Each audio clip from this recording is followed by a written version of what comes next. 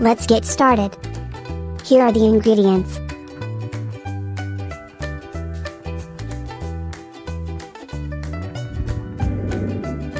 First, crack 4 eggs into a mixing bowl. Whisk the eggs until fluffy.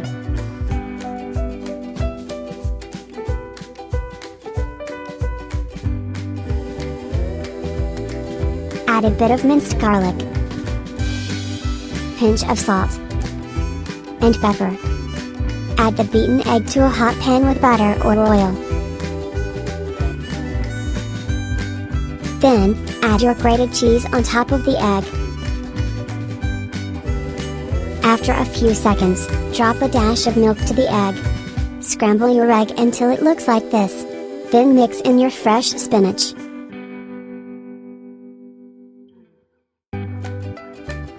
Don't forget to keep mixing your egg.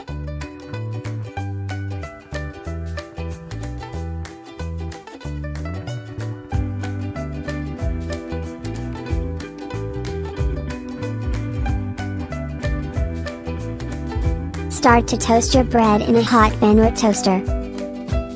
Add cheese to one side of your sandwich.